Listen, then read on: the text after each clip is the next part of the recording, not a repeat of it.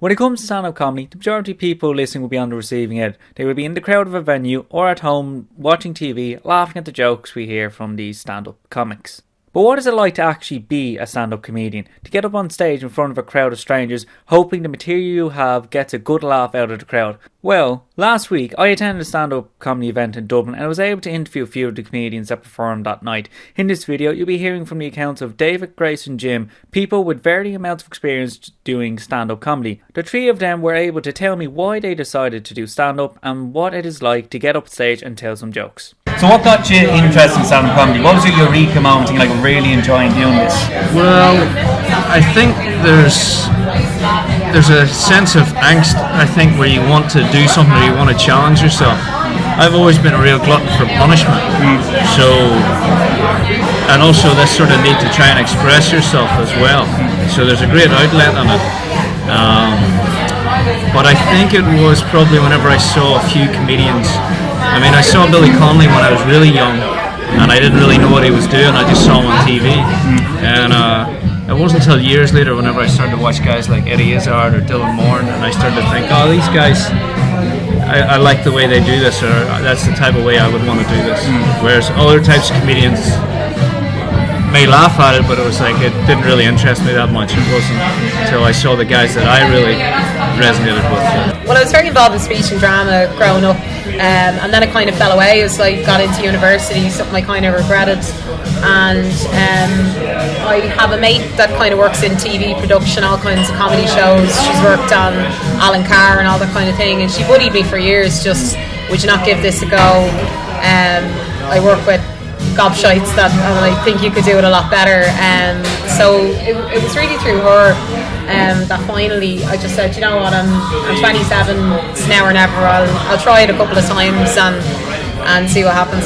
Well, honestly, what happened with me is when I was in school, I was always the kid who was too shy and too nervous to actually make the joke in class.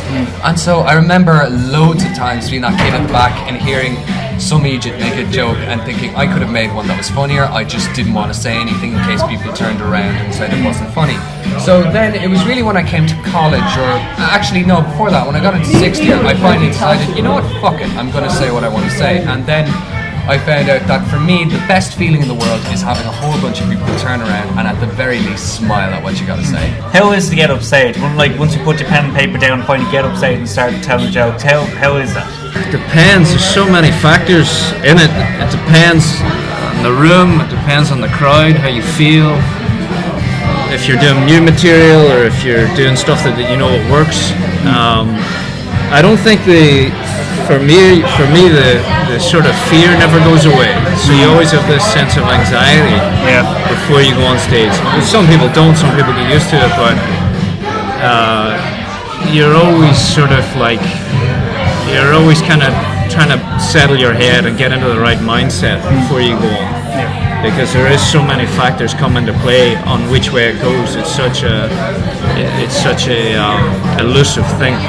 That's not the hard bit. I think the hard bit is the writing, really. It's not to be critical of yourself when you're writing your jokes and to let it flow, because it's so subjective, like whether something's going to work or not and whether people are going to laugh. So I think you have the confidence just to write it anyway, and you know, at least it's kind of the battle with yourself. You're your own worst heckler, really.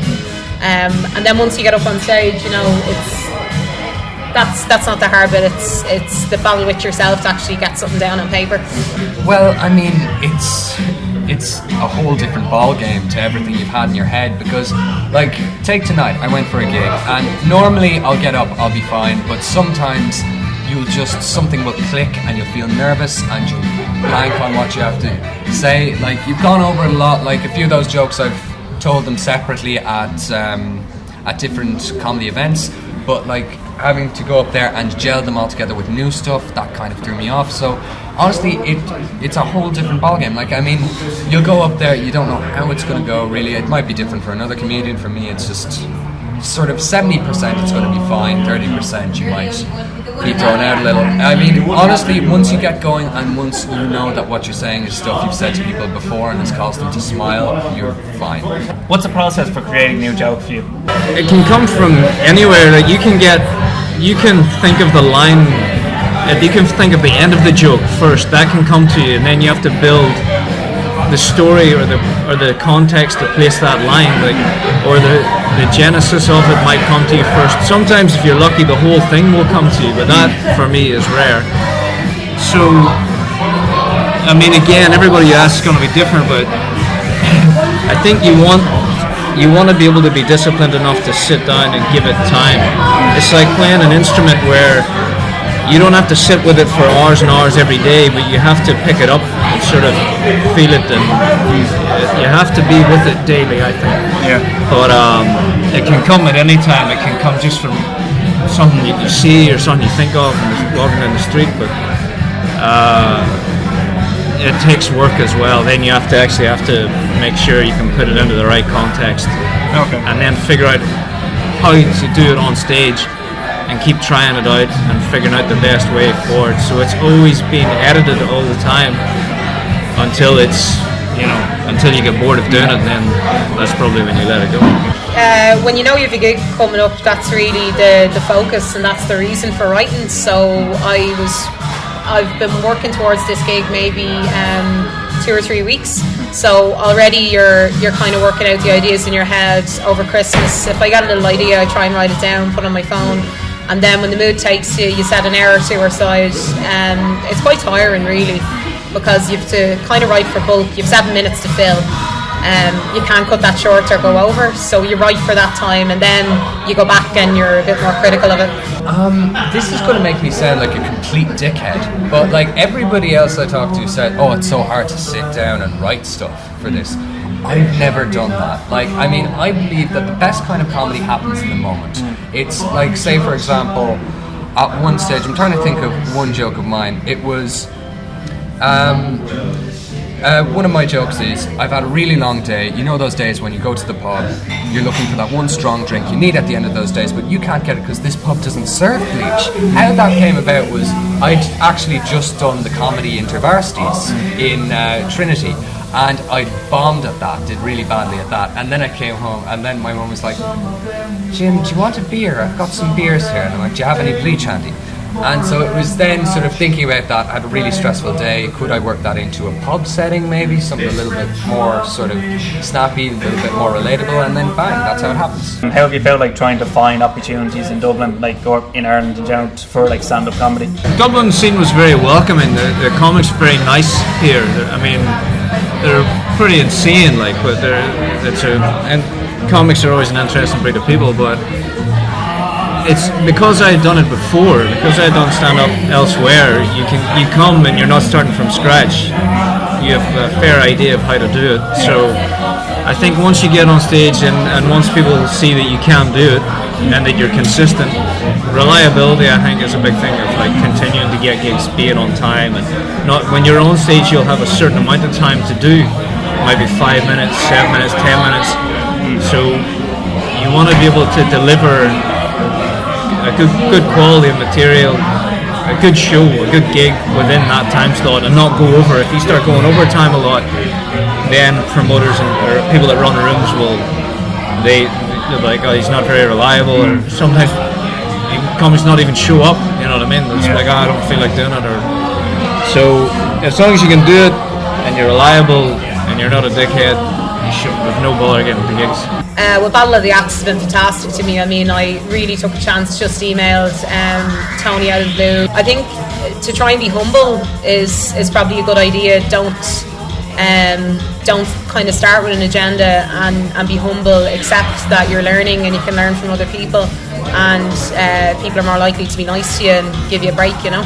Is stand-up comedy something you like to stick with, like keep as a hobby, or even turn into a career if you become successful enough at it? Yeah, I think so. I mean, that's come in out of my mind for a while, where I've come in and out of it in the past and done other things. I've always been doing lots of different things at the one time, but I think the more I do it now, the more I really realise that I need to do it.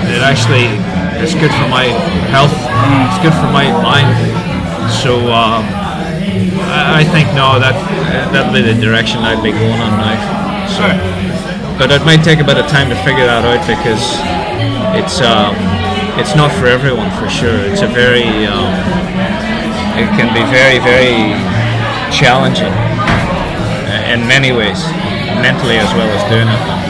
Absolutely. I mean, it's so subjective what people are going to like and the kind of trends, and like my best friend who got me into it explained, like the whole celebrity thing is so fickle and nobody knows what people are going to like any given year.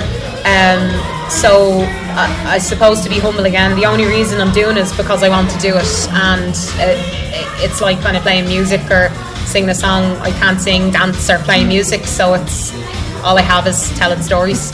Well, I mean, for me, it's that the bulk of my jokes would be stories, and so I just, whilst performing a stand-up, you do get a lot of interesting stories because you're traveling a lot, you're trying new things. If anything, I'd keep it up as a hobby because it's really hard to build it up as a career, and also I'll use it to enhance my career as a zoologist because I really want to study zoology, and my ideal job would be, sort of talking to people about animals, explaining things, shedding a little light on things that people don't know a lot about in a way that, in a medium, sorry, that's the word I'm looking for, that makes them laugh and at the same time take things in, because I believe you're at your most receptive when you're at ease, when you're having a laugh, and that's what I strive to do whenever I'm making a presentation or anything in college.